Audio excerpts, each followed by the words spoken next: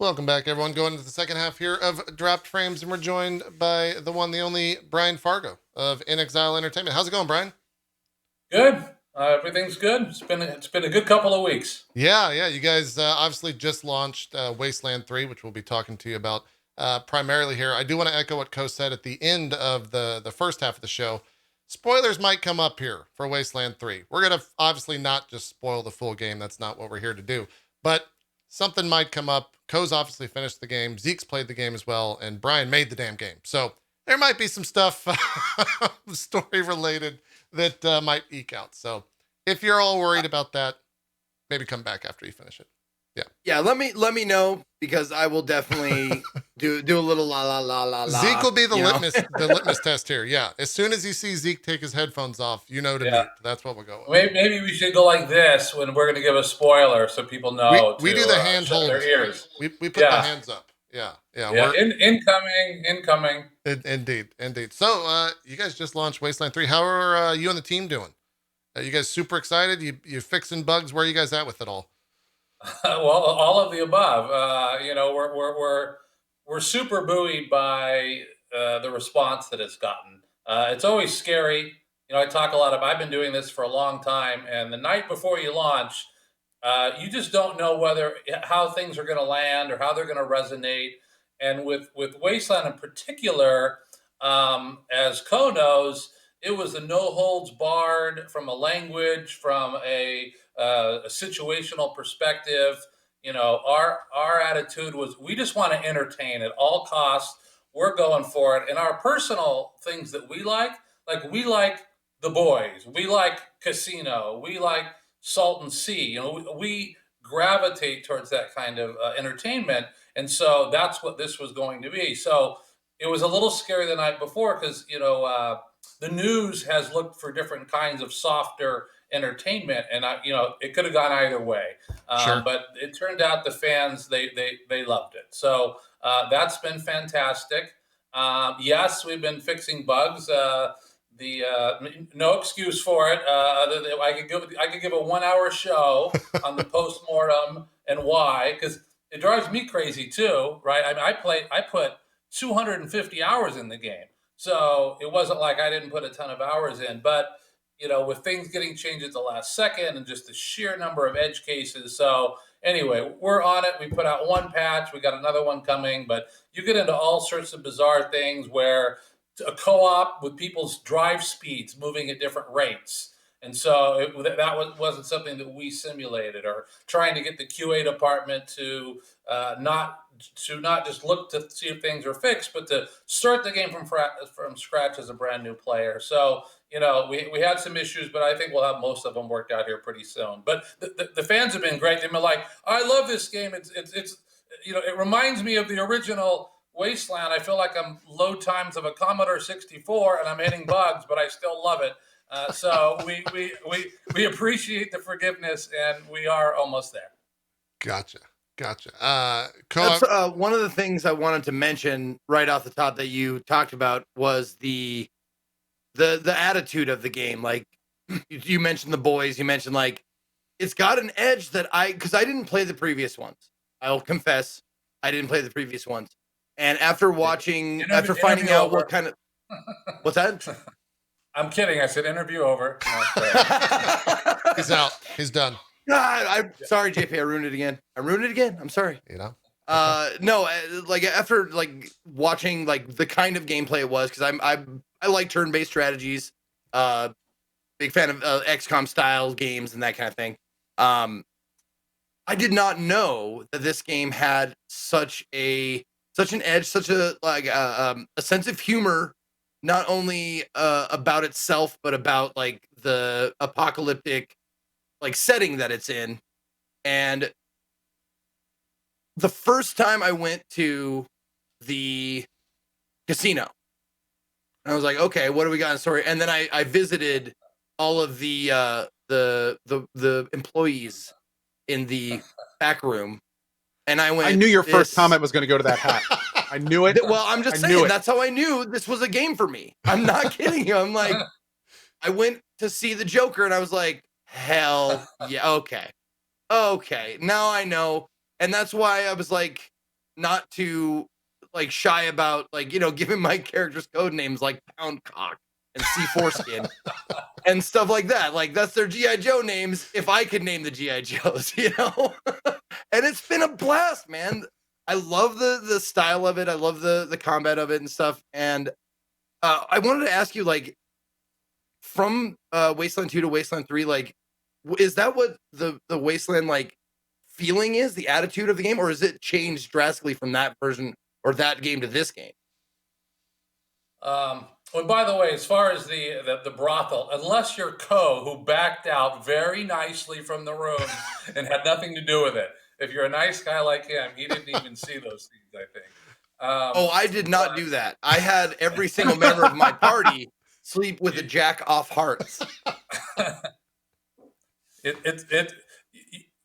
You should have seen the content I cut from those areas. That was too much. I would love that. The Wasteland 2 had a lot of those similarities. I mean, from getting STDs to running into the shops when you made it to LA and Hollywood, it got kind of risque. Or just people were very blunt in their language. I would say that it probably got dialed up a little bit, not necessarily intentionally. You know, we had a new crew of writers and they were leaning in on certain aspects to it. And the way I usually work with my writers is that I'd rather have them push the envelope and pull them back than the other way around. And so, we just had some people with some really twisted sense of humor that it felt good and it was landing right. And I've always, whether it's like a Tarantino film, I like really dark humor in situations where it feels tense and violent, and I feel like those can really work. But humor is always it's always scary because as when you make a game, you get rated on a number of different aspects. You like, how are the graphics, how are the visuals, how's the gameplay, how's the frame rate, and then you try to be funny, and all of a sudden you've created a new category to be criticized for. So it's always a huge risk, especially from the subjectivity of the matter. So it was a risk, but we made a game that we loved and we wanted to make, and we didn't think about focus groups or anything else. We just thought, we love it. We think our core audience will love it, and that's why we did it. Yeah, that's awesome. So, kind of going from that line, and I kind of like where Zeke's question took this direction. So, Wasteland 2, you guys made that game, you learned a lot from it, and then all of a sudden you have this monolithic project of the next thing in this franchise while still keeping the soul. What kind of process changes, if any, did you guys go from creating a game like Wasteland 2 to Wasteland 3?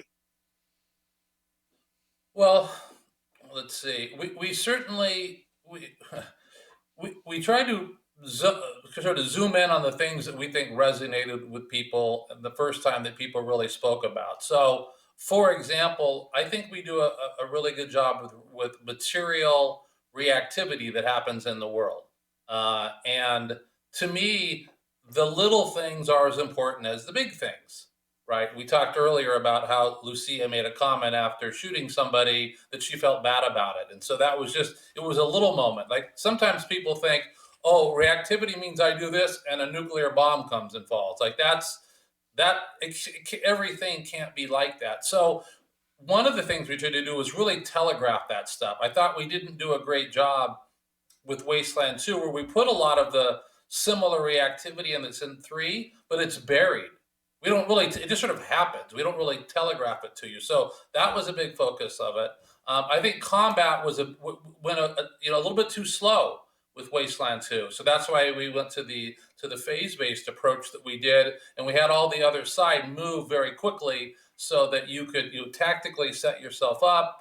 You could know where your allies were, so you could heal them or buff them or whatever the case would be. They wouldn't sort of move in a seemingly random order, and then the other side would move very quickly. So we wanted to speed things up.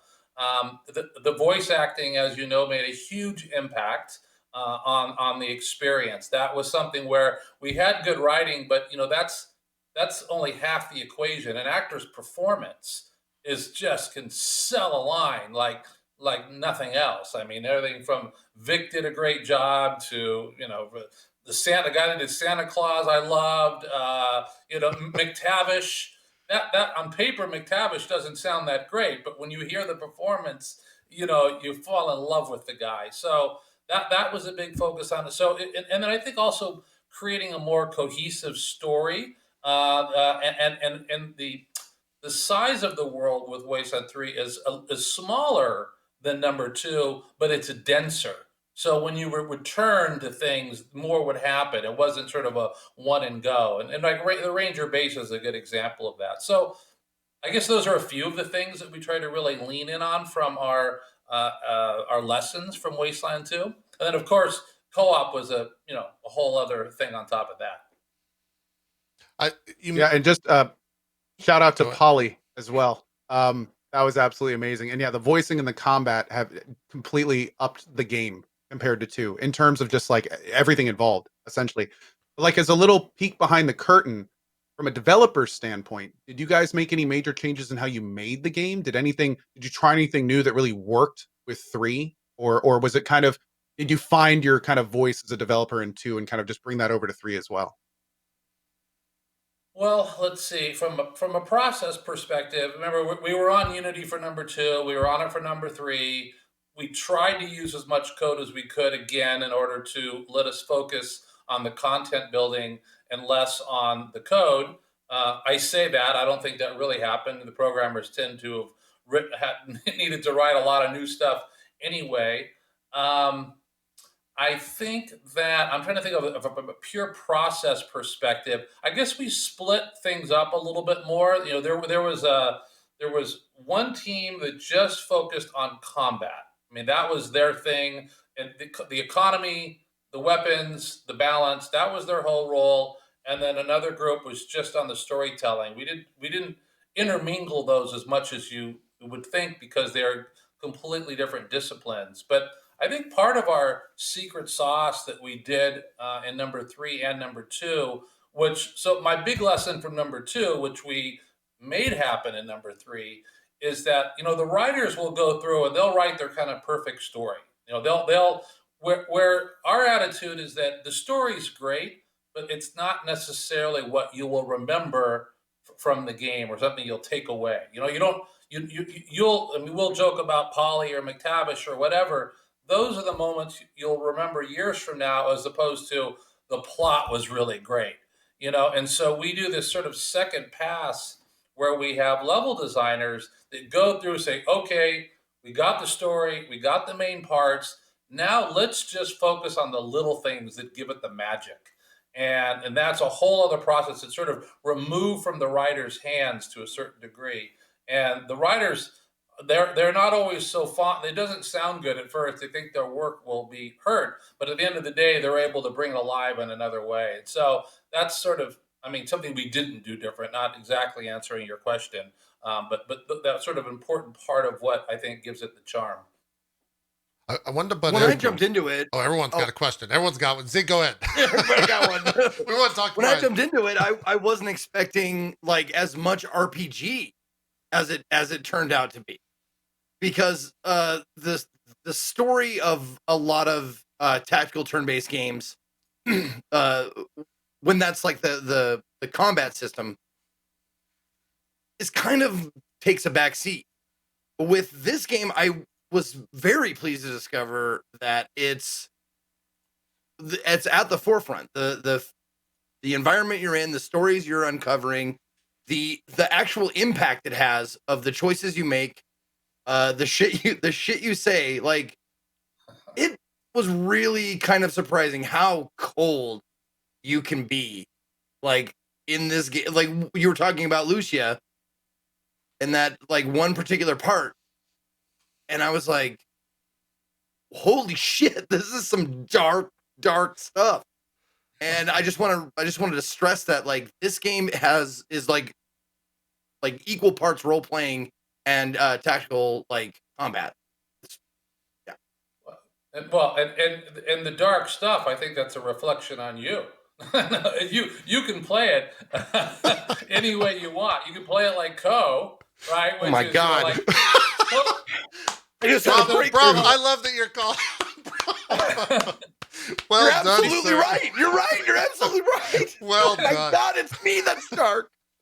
We set it up so that you can be like a paladin, which is like Cohh, or you could just be a snarky son of a bitch. So or seek to cause all hell to break loose. And Brian, you're welcome back on the show anytime you want, man. Anytime you want to show up and just, you're good. I feel like I just got Hannibal Lectered or something. Like I let Brian into my head. Oh man. In general, our whole way we approach this stuff is that like we don't take a political tone in our games. What we do is we let the world. We try to make it respond accordingly. We're not there to politically or morally. We're not there to preach to you. What we want to do is set it up so you can play it the way you want, and let the characters in the world respond to that. And oftentimes, for every point, there is a counterpoint, just like in real life. And so that's how we want the world to operate. And then it responds, like I said, it responds accordingly. And you don't feel like we're designers sitting back trying to judge anybody. It's just to make the world respond right. Makes sense. Honestly, I don't think Denver could speak higher to that point. Like that entire sequence was incredible. To like as when I first, not to spoil it again, I'm not even gonna raise my hand for it, but when you approach this area and you start hearing things on the radio and you start realize what you're getting into, I seriously was like, oh no, here we go. Like this is gonna be like supercharged. Then you actually go through it and you realize it's just like I was just saying, like it's just everything is just there, and you get all of the sides and you get their perspectives and you get their angles, and then you just kind of make your choices going through it. It's not like anything's getting preached to you. You're just kind of like working through it. But Yeah. oh man, it was good. So one thing I was kind of wondering, because this was a huge bit of news for a while, and maybe it has and maybe it hasn't at all, but how, if any, did getting acquired by Microsoft and getting kind of this new influx of resources and attention and all this kind of thing, did any of that have any effect on Wasteland 3, like positive or, well, I would say negative, but not exactly asking asking you to start back now. But how has that been? How has that influenced everything that's been going on? Well, the game absolutely improved because of the acquisition, and they gave us more time. One of the things in the industry, it's always the kind of the elephant in the room is, the top developers usually get the most amount of time. Sometimes you're spending 5 years on a game, 7 years on a game. We don't require that, but they were able to help in a couple different ways. One, we got extra months on the project. Had we not been financed by them, we'd have had to cut it down or figure something else out to get it out sooner. We were able to get a better class of voice talent. The music soundtrack, which everybody loved, that wasn't in the original budget. And so once they said, what would you do with the money? One of the first things I said is like, I got a concept for the soundtrack I really want to do, and I want to bring in the music supervisor that did the Tarantino films. And they go, oh, we love that, So that whole aspect to it, it's really sort of across the board, everything improved. We had a company, when you run a crowdfunding campaign, it's a pretty lean budget, really, at the end of the day, and there are disciplines. Every dollar counts. Yeah. Oh my gosh, and disciplines that we knew we didn't have. We needed a different kind of animation director, somebody who understood mocap. And so, everything from, the way the Dorsey bot comes on at the beginning, the way it leans in on the weight correctly, that was a different set of animators looking at the way to handle that. The cinematics, all the talking, all of the mocap sessions, that we were able to do more than we would have. So, lighting specialists. I mean, really every single discipline was approved. That we also went through they have a user research lab, so we could focus on, where are people getting stuck at the beginning? What's frustrating to them? So we could bring people in and look at that data. We also did it with beta also, but, it was able to take in more. So we ended up getting a lot more time. I mean, this game is 10 Metacritic points better because of the extra time and money that they gave to us. And what's exciting, at least for me personally, is that they came in halfway through a product. And so as we move forward, we're able to know in the beginning everybody that's in the band and have bigger budgets and do other things and make decisions we wouldn't have made otherwise before, starting where we started before. So I'm pretty excited about that. Sure. You mentioned That is very good to hear. You mentioned the aspect of crowdfunding in Wasteland 3, crowdfunded on Fig. Were there some things that you guys learned that you'll kind of take with you through the aspect and through the process of crowdfunding into, being now this Microsoft Xbox backed company when it comes to game development? Did you learn anything that you want to try to kind of move with and take with you? Well, I think the biggest thing you can learn from it is the staying in tune with the fans and making sure that, to bring them under the fold as much as possible. So it won't be done in quite the same way as before, but it's not to say we might not do a beta. We may or may not, but it's it's a reaffirmation of how critical it is to get feedback from the crowd that is going to play this game, because we're juggling an infinite number of variables, and sometimes you need to be reminded of things. You may be chasing something down. They go, hey, you know what? This option really matters to us in a big way. And so, I think that the relationship is something that needs to be sort of cherished and continued going forward, even without crowdfunding. Do you see? Do you see Microsoft kind of echoing that? Is that something that is the ethos of the company being brought on? Do you see that Microsoft is pushing for that as well in terms of listening and responding to the community in that way? Well, yes, they are like that, but as important, they let us do things the way we want. I mean, that's there was a lot of awesome concern when our company was bought that Microsoft was going to change us. And I think anybody who's played this game and seen the content can see that we pretty much had free reign there. I joked when they first bought us, they came down. I said, let me show you a few things so you know what you've gotten yourself into here. And they laughed, and one of the executives says, well, I do watch Archer, so okay, I get it, and that was okay. So they've just been great. If that's what we think is important, then they've been backing up whatever our particular tactic is.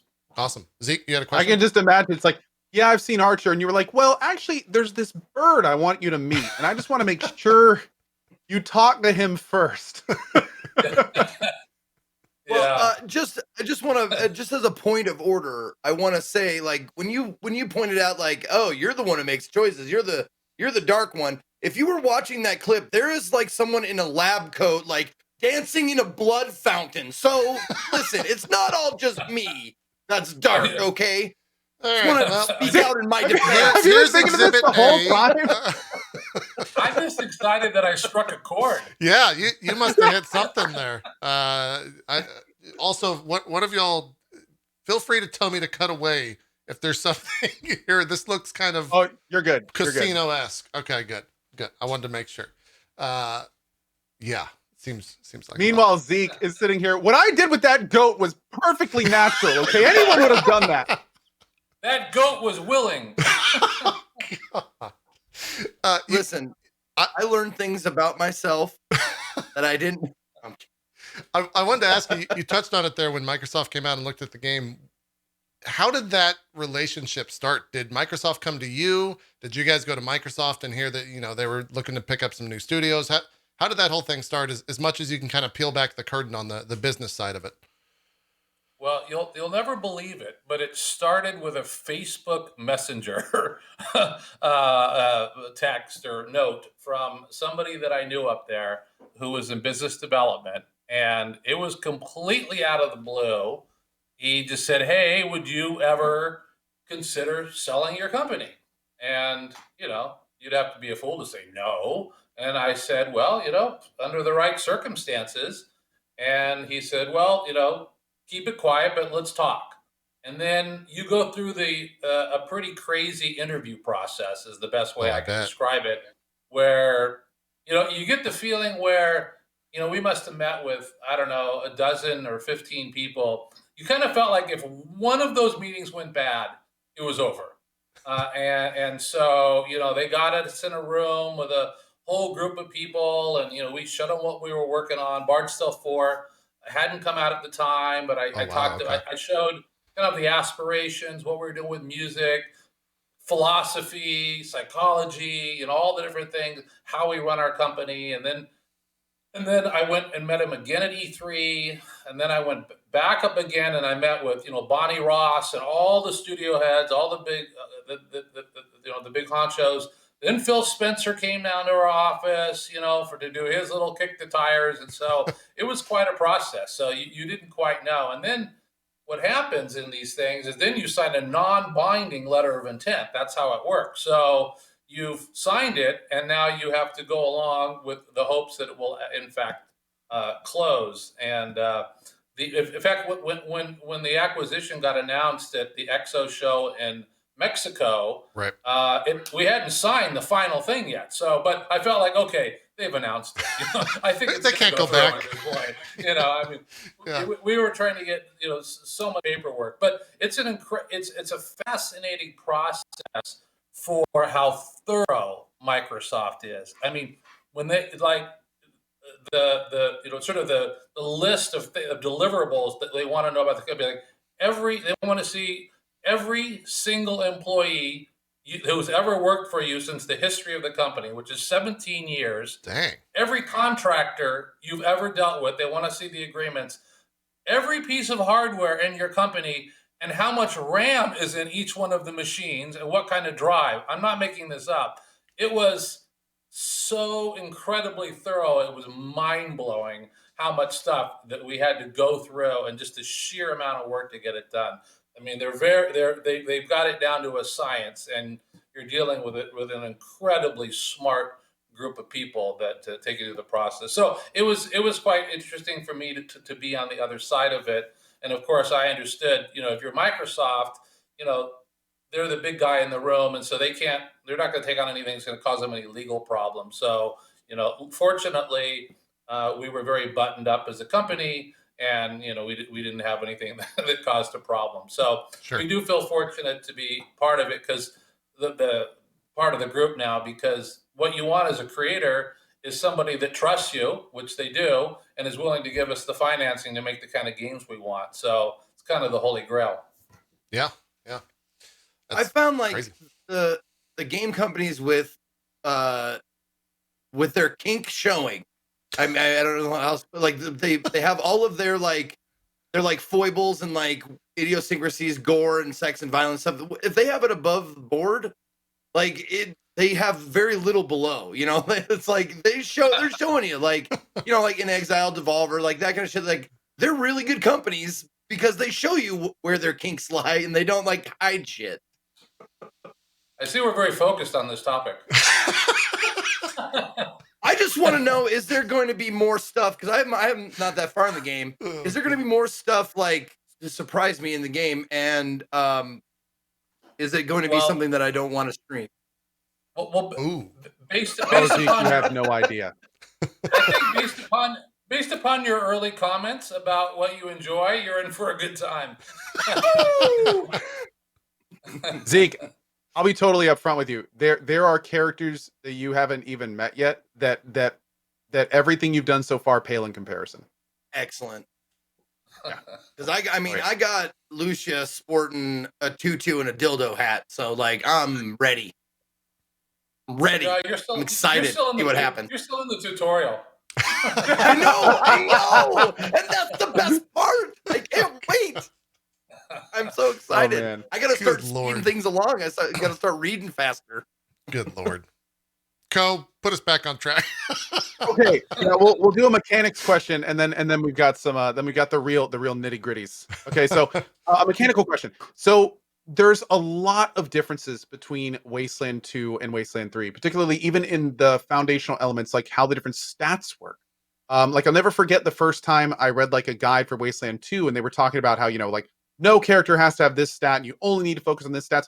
Where in Wasteland 3, it's very clear that stats have more weight. They all have more impact in what's going on. What was the process like in going from 2 to 3 in identifying like how things need to be changed and what needed to be changed? Did you guys rely mostly on feedback from your player base? Was this on your own experience? Like, how did that function? Well, so one of our things that we tried to make happen is that we wanted that when you got a new perk or you went up a level, that it had some kind of material meaning to you. That it wasn't just now you've increased your to hit chance by 0.05%. Like, we tried to make it so that you didn't move in such small increments that it didn't feel interesting to you when you leveled up. And so I think that was just really focusing on the materiality of those things.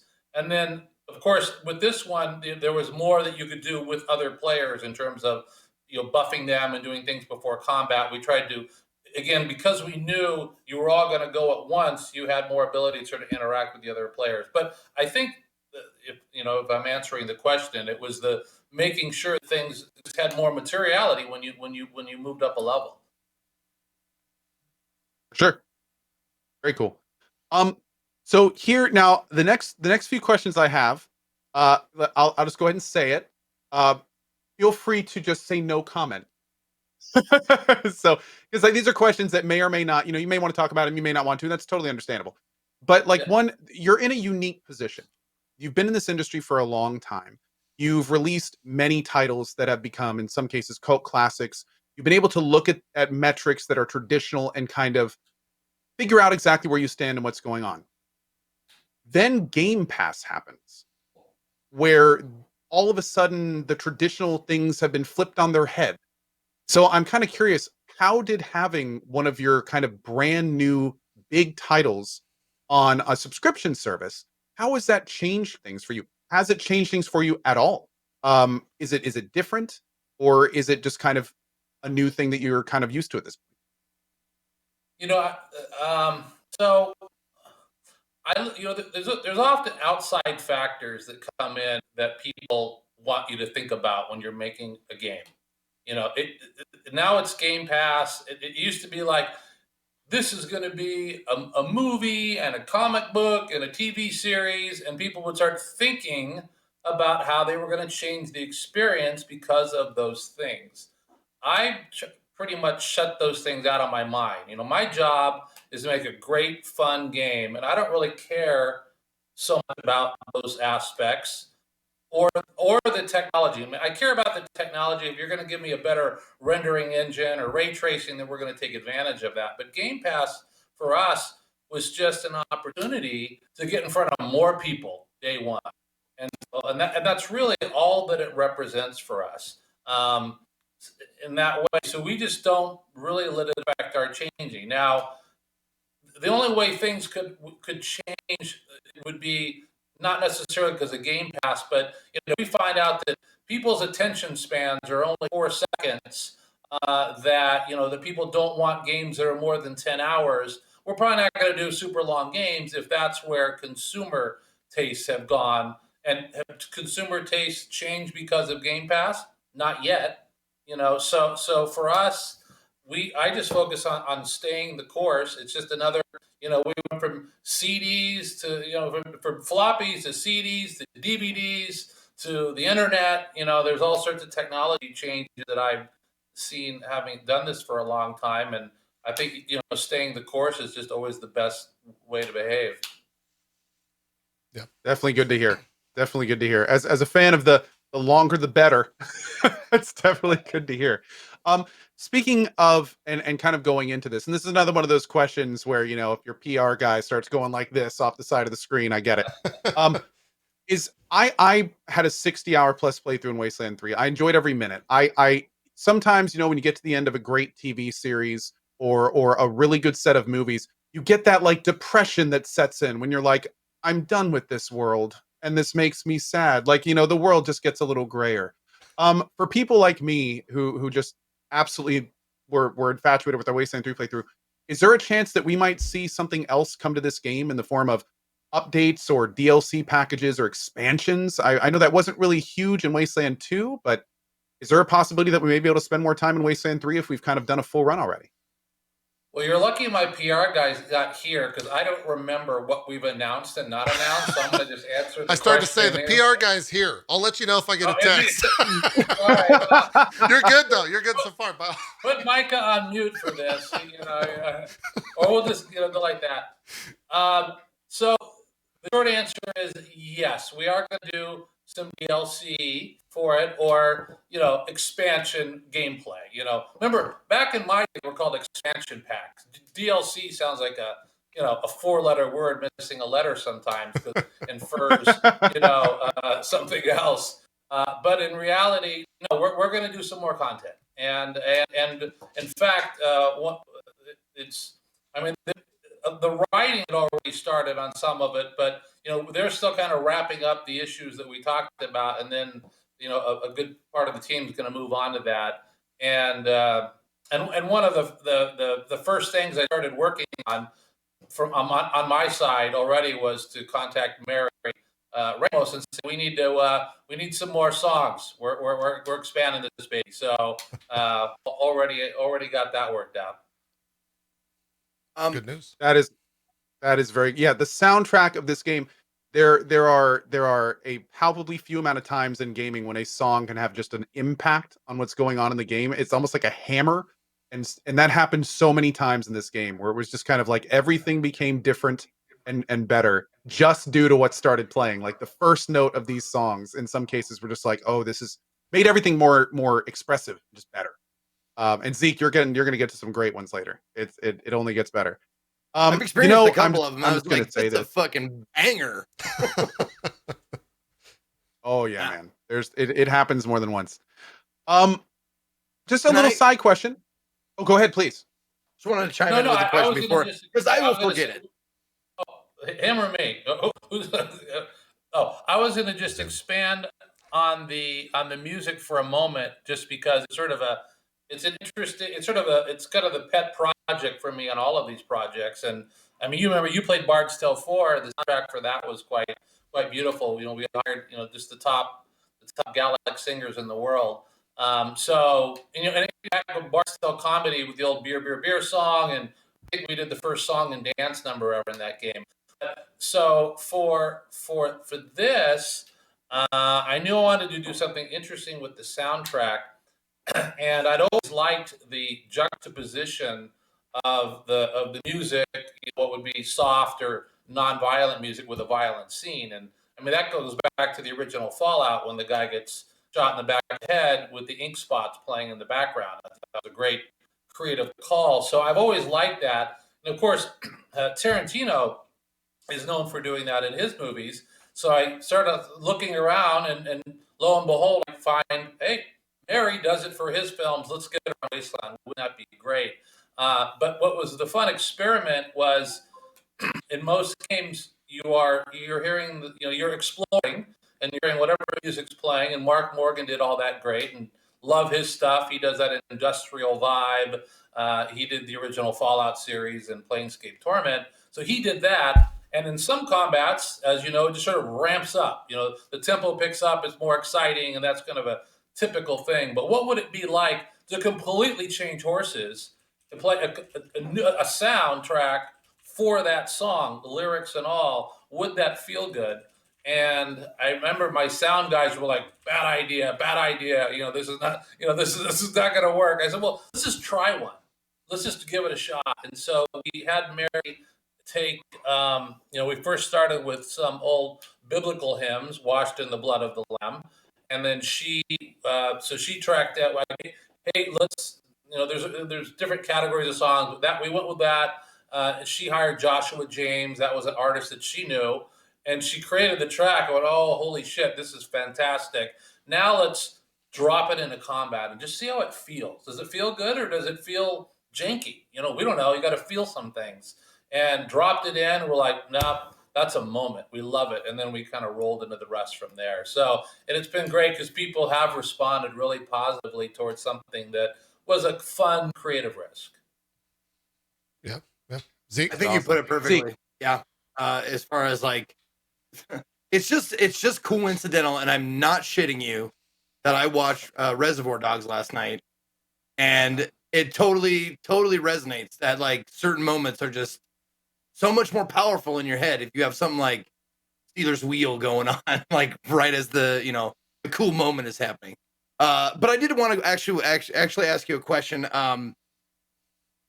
When you get enough people who are let's just complaining about certain like bugs or glitches or something in the game, I want to know like what happens when you hear about those kind of things, like what like the steps you take and that kind of stuff, because I want the people to like feel heard when they have that those problems in a game.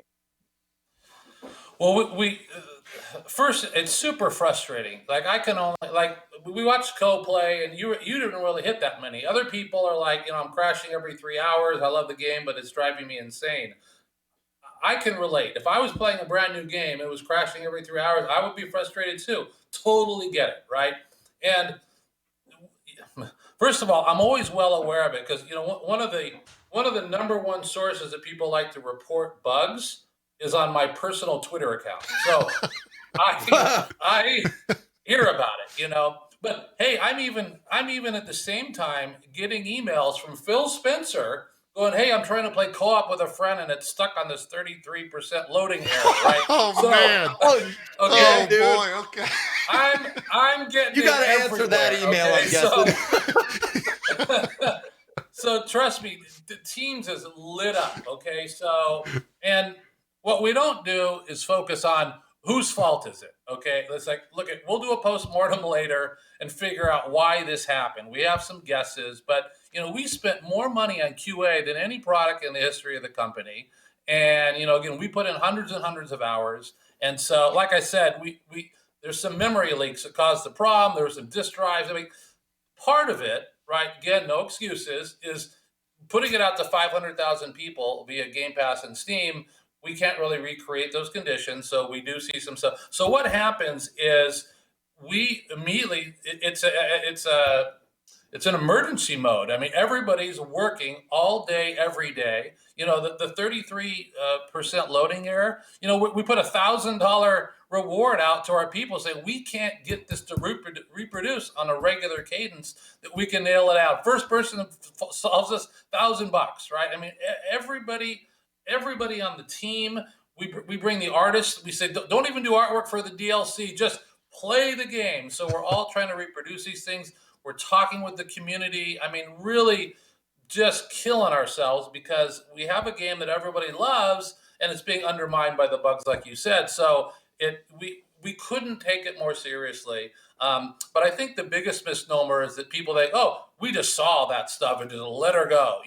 That absolutely doesn't happen. There are some small edge case bugs we do know about. They're not breaking. It's like, okay, we'll get to that one later. I mean, the game is a massive game with an infinite number of edge cases. So, there might be some things, but as far as those bigger issues or blockers or crashes, no, that was a bit of a surprise. So now we're actually going to change the way our testing gets done because not to get too much into the weeds, but I think that we were like, okay, here's all the things we fixed, and then QA checks them all off, right? And then we give them a new list, and they check them all off. But maybe they're not starting from scratch as a brand new player again, because the problem with when you fix things, you can break things, so you're not always making it one step forward. So, kind of a long answer to your question, but I wanted to give a sense of it. But it's a fire drill, and it hasn't stopped until we've really squashed these things. I mean, but before I was on the line, I was getting an update on. We actually finally found that error that I was joking with Phil Spencer that he was going to earn the $1,000 if he found the problem. It's good to hear that. I think a lot of people, when it just comes to game development, don't get to hear that side of it. So thank you for answering so honestly and candidly about it. And listen, how about just to show you how great Microsoft is and serious, here's Phil Spencer yesterday. They've just announced the hardware price, which got snuck out. So they had to deal with all the issues of that. It was a big day. We're just talking about that. Yeah. And he's sending me emails going, hey, here's here's what system I'm on and my buddy's on with this air. Does this help you? Do you want me to run any debug code on my side to help with this problem? That day, I said, listen, you got better things to do, and I made a couple jokes, and we'll don't worry, we'll get it. But that's how just I think it's a great story about just how they take it seriously too, and we really we just work our butts off to solve these problems. It's awesome. It's great to hear. I think Savage Potato in chat put it pretty well, saying all the QA in the world isn't going to find all the shit that a million players will. Yeah, no doubt. Yeah, absolutely, no question. Yeah, for sure. One more. I see we're kind of. I know we all got a hard 4 o'clock here, so just a little thing to talk about, because this has always been an issue in games like this, and I'm kind of curious about your take on it, and maybe like what you guys can do to move forward with this issue.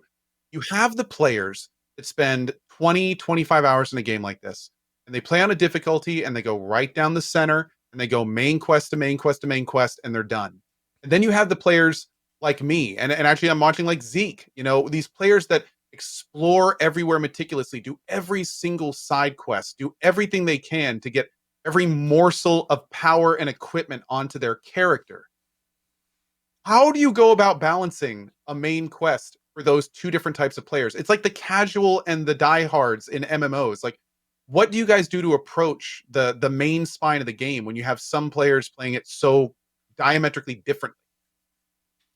That's a great question, but you're right. And on top of that, how many different builds are there? One guy's going brawler and one guy's going sniper, on top of the fact that somebody's being more thorough.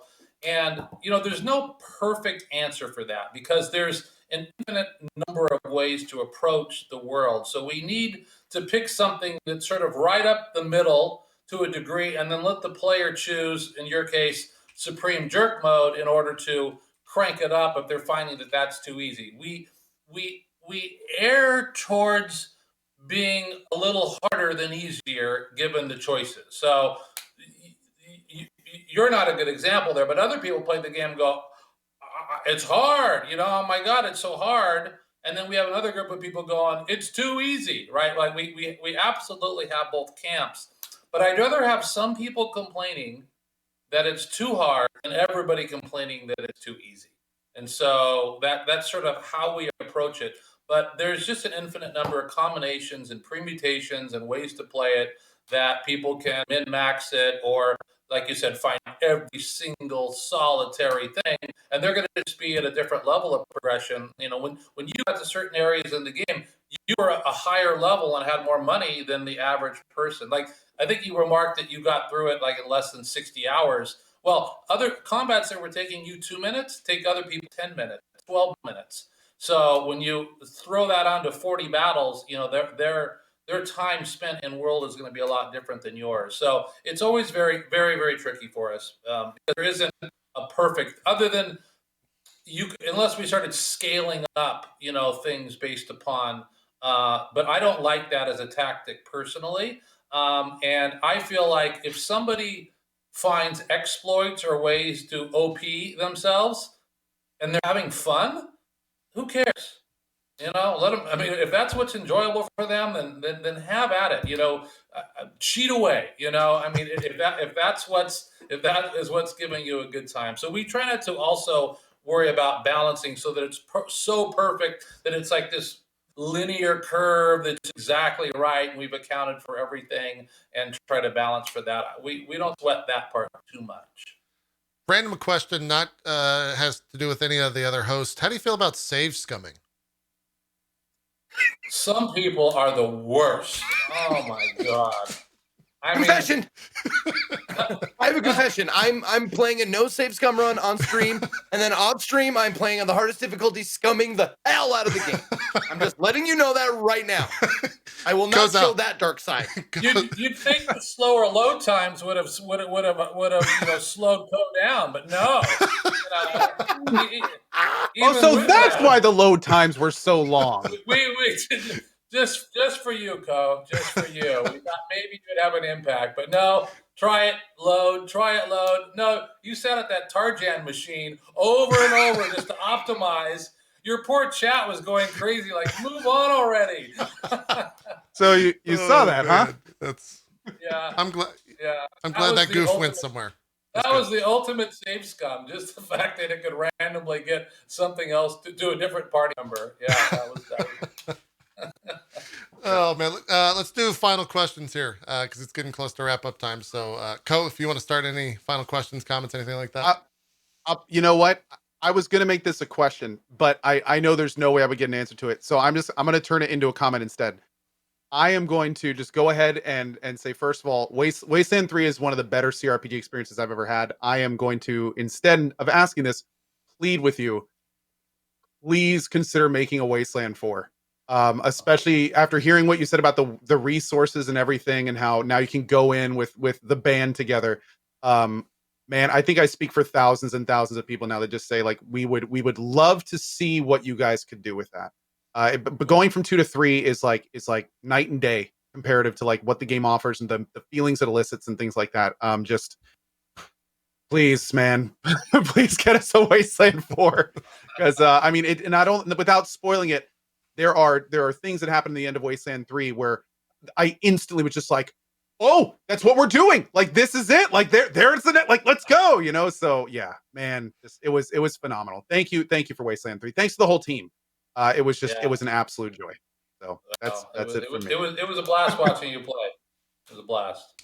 Awesome. I'll take that comment from question and maybe take it in a different way so you don't have to commit to where you're going. But you got backing now from Microsoft. You guys are part of the Xbox team. Is it time to make new IP? Is that where you want to go? What's your dream without, having, you don't have to maybe revisiting Bard's Tale or something. Yeah. Like where do you go from here? Where do you want to go? Not where do you go, but where would you like to go? New IP, revisit IP, where do you go? Well, I mean, without announcing anything, of course, I think that I've always sought to have a balance of doing something new and then doing more with what we've done before. I've always liked that combination. Like, we're not like, oh God, we got to get a sequel out every year. Like, that's not like a thing for us. And so our games take so long from a crafting perspective. I don't even know how, I don't want to think about it. So in general, I've always preferred a bit of a combination of experimentation with something brand new and fresh, and then taking things that we've done before and seeing where we could take them. Cool. All right, Zeke. Comments, just one really important question. Can you make the key rebinds read thumb buttons on the mouse, please? You really I thought you were the guy to talk to about that. Yeah, this is the big question. I'll just take it to your Twitter. It's all good. Don't worry about it. What do you want to rebind your mouse buttons? What do you say? You can't bind thumb mouse buttons in the key rebinds.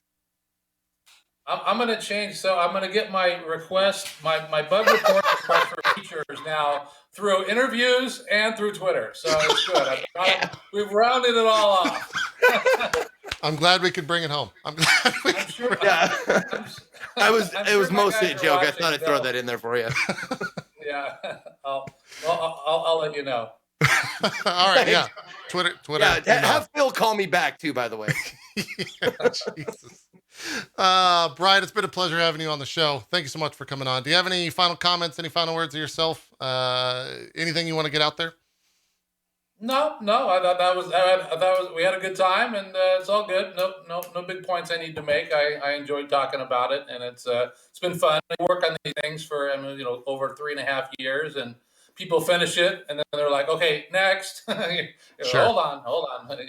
Yeah. I just wish it didn't take so long to make, but it is what it is. Yeah, well, 100-hour games, it's got to take some time, right? It's gonna take a while for sure.